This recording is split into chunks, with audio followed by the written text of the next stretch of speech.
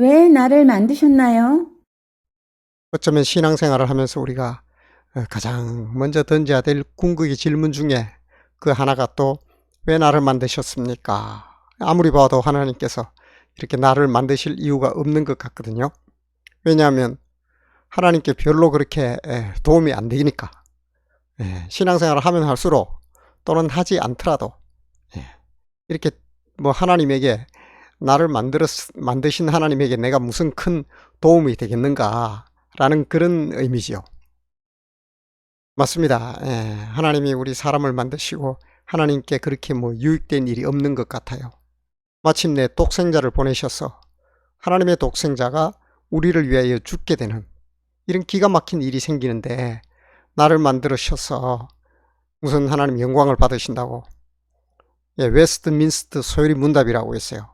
거기에 보면 하나님이 왜 인간을 창조하셨나 이 모범적인 답을 하나님의 영광을 위해서라고 이렇게 하거든요. 그런데 살면서 점점 느낀 게 정말 하나님의 영광을 위한 건가? 글쎄요, 우리가 얼만큼 하나님께 영광을 돌렸나요? 그거는 모범적인 답으로 그렇게 결론적으로 볼 때는 하나님의 영광을 위한 모습으로 우리가 그렇게 해석을 할 뿐이지 사실은 내 개인을 돌아볼 때는 하나님께 그렇게 뭐 영광 돌리기는커녕 마침내 내 죄 때문에 독생자 예수님이 죽으시잖아요. 이런 기가 막힌 결과가 있다는 거예요. 그래서 하나님께서는 나를 만드실 이유가 전혀 없다는 거예요. 그저 죄 짓고 또 우리 인간들을 면면을 들여다보면 그저 죄 짓는 것이 거의 뭐 인생의 대부분을 채우는 것 같아요. 그래서 성경적인 인간론에 대한 정의는 우린 죄인이라는 거예요. 나는 죄인이다 라는 거죠. 그럼에도 불구하고 하나님은 왜 나를 창조하셨는가 라는 것을 이렇게 성경을 통하여 추적하다 보면 어느 정도 힌트가 잡힙니다. 그것이 바로 하나님께서는 사람을 창조하시고 그 여섯째 날이죠. 그리고 하나님이 보시기에 심히 좋았다 이런 말씀을 하셔요. 이게 바로 창세기 1장 31절에 있는 말씀인데요. 거기에 보면 하나님이 여섯째 날 매번 이렇게 만드시고 마지막 날에 사람을 만드셔요. 그리고 하나님이 하시는 말씀이 내가 보기에 하나님이 보시기에 심히 좋았다라고 하거든요. 근데 그것을 원어적으로 보면 이제 토브 사랑스러웠다는 거예요. 매우드 매우 사랑스러웠다. 이걸 우리말로 이렇게 번역을 해보면 하나님의 부족한 부분이 드디어 채워졌다는 거예요. 그럼 여기서 우리가 조금 이렇게 문제가 생깁니다. 왜냐하면 하나님은 전능하신 하나님이잖아요. 그런 하나님이 부족함이 있었다는 것은 하나님께 결핍이 있다는 거예요. 그래서 우리가 던질 수 있는 질문은 하나님이 결핍이 있다고요? 아니 그러면 전능하다는 말을 부여할 수가 없잖아요. 하나님은 전능하신데 하나님은 심히 좋아야 하는 그 무엇이 있다는 거예요. 홍해를 가르는 그리고 천지와 만물을 창조하시는 전능성이 있는 그 하나님이 부족함이 있다. 마치 목이 마른 사람이 목이 너무너무 말라요. 그런데 시원한 그 냉수를 한 잔을 탁 먹게 됩니다. 그때 이 느끼는 감정, 그때 우리가 감탄사를 던질 때 뭐라고 하냐면 토브 메오드, 심히 좋았다. 이 지금 하나님께서 그런 표현을 한다는 거예요. 그것은 하나님의 결핍이 있다는 거지요. 전능하신 하나님이 왜 결핍이 있을까? 이것이 이제 저희 어떤 그 의문이기도 하고 오늘 우리 던지는 하나님 왜 나를 만드셨나요? 라는 것에 대한 답이 될 수도 있겠는데요. 함께 우리 하나님의 결핍에 대해서 한번 조금 더 접근해 보도록 하겠습니다. 그러면요. 하나님은 어떤 분이신가 라고 했을 때 우리는 하나님은 사랑이시다 라는 얘기를 합니다. 하나님이 사랑이시래요. 사랑의 하나님. 하나님은 사랑이신데 그 사랑의 속성을 보니까 고린도전서에 오래 참고 온유하고 시기하지 아니하고 우리가 잘 아는 거예요. 사랑은 이런 것이다. 근데 하나님은 이런 분이라는 거예요. 근데 우리가 사랑을 사실 설명할 수 있나요? 사랑은 참 설명하기가 어렵습니다. 그런데 하나님은 사랑이시다. 그럼 하나님을 알기 위해서는 이 사랑의 속성을 알면 되는 거예요. 여기에 나열된 이런 어떤 속성뿐만이 아니라 정말 우리가 사랑은 무엇인가 라고 했을 때 참 정의하기 어렵지만은 그러나 영원성을 갖는다는 것은 우리가 이해할 수 있어요. 무슨 얘기냐면 함께 있되 영원히 있고 이해하되 영원히 이해하고 만약에 100만 년을 사랑하고 그 후부터 사랑하지 않는다. 그건 사랑이라 할 수 없는 거죠. 그러니까 사랑은 영원해야 되는 거예요. 이것이 바로 이렇게 사랑의 속성이라고 할 수 있는데요. 그 하나님이 이런 분이라는 거예요. 조금 더 우리가 사랑에 대해서 접근을 해보면 대상이 없이 가능할까? 물론 우리의 어떤 의지와 우리의 사고로 볼 때 그래요.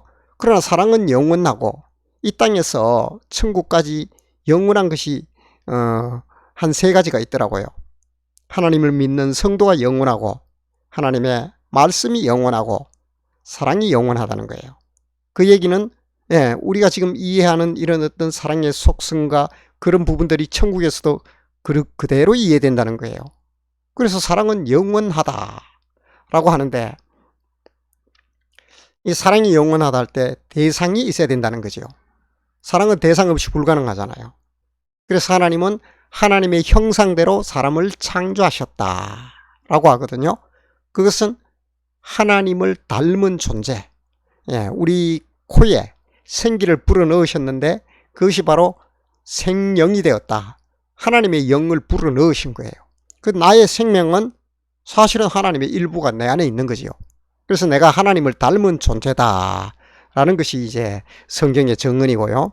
그래서 하나님은 사랑을 찾고 있고 그 사랑을 찾는 하나님의 모든 이런 그 일관된 하나님의 행적이 창조가 아닐까라는 생각을 우리가 한번 해볼 필요가 있습니다. 다시 말했어요. 하나님이 이 모든 것을 만드시고 보시기에 심히 좋으셨다. 그것은 하나님이 드디어 이루시고자 찾고자 하는 그것이 이제 드디어 성취되었다는 거죠. 그 절정에 사람이 있지요. 그래서 하나님의 창조는 무엇인가 라는 것을 이렇게 한번 제가 정리한 목회 칼럼이 있는데요. 요약을 해보면 하나님은 사랑이시기에 사랑의 대상을 찾으신다. 그리고 그 찾으시는 행적, 그것은 창조가 아닐까. 창조의 정점에 있는 사람, 그는 하나님이 보시기에 심히 좋으셨고 그래서 당신의 생기를 부여하시고 지금도 그들의 이름을 부르시고 계신다. 결핍이 없어야만 성립되는 전능하심. 그럼에도 전능성에 결핍이 있다면 그것은 사랑이기에 성립된다. 그래서 그분 하나님은 여전히 전능하신 분이시다. 사랑의 대상을 찾는 하나님의 행적, 그것은 사랑의 오버플로우. 우리는 이것을 창조라고 한다. 제가 사랑의 넘침이라는 하나님의 창조의 행적을 생각하며 썼던 목회 칼럼인데요. 그렇습니다. 하나님은 왜 우리를 창조하셨나 라고 할 때 그에 대한 답은 하나님의 사랑의 대상, 그것을 찾는 하나님의 그 사랑의 몸짓이었다는 거죠. 천사도 하나님과 사람 사이를 흠모하고 있다고 해요. 무엇을 흠모할까요? 천사가 뭐가 부족해서 하나님과 사람 사이에 흠모할 게 있겠나요? 그것은 사랑입니다. 하나님이요, 정말 사랑으로 우리 사람을 창조하셨다는 증거가 있는데요. 천사가 타락을 했어요. 그것도 천사장 루시엘이었어요. 루시엘이 타락을 하니까 하나님께서 그를 위하여 준비하신 게 있습니다. 그것은 바로 불못 지옥입니다. 아담이 타락하니까 하나님께서 어떻게 하시던가요?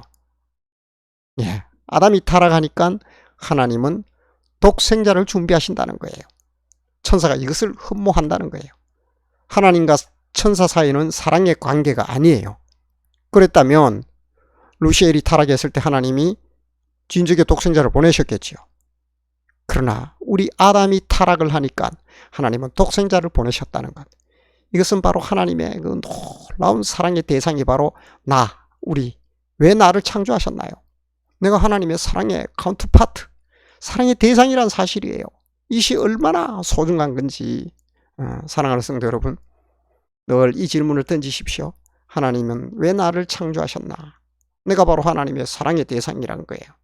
그래서 하나님께서 잃어버리지 않으시겠다고 어떤 경우든 나를 향하여 그 사랑의 하나님의 행적이 보이는데요. 독생자 예수 그리스도를 통하여 죄에서 나를 구원하시고 지금도 그 이름을 부르시며 행여 내가 죄에 빠질까 성령, 보혜사 성령님을 보내주시며 또 많은 교회도 세우시고 신앙생활 할 수 있는 하나님의 범주를 벗어나지 않도록, 그래서 마침내 천국으로 데려가시기 위하여 하나님께서는 지금도 노력과 열심을 아끼지 않으신다는 거죠. 나는 누구냐? 왜 만들어졌느냐? 하나님의 사랑의 대상이라는 거예요. 그래서 우리는 창조의 정점에 있는 겁니다. 그 사랑의 속삭임으로 하나님과 함께 놀라운 사랑의 행보를 하는, 이것이 바로 신앙생활이에요. 그래서 주님 앞으로 한 걸음 더 다가가는 우리의 모든 성도님들이 되셨으면 좋겠습니다.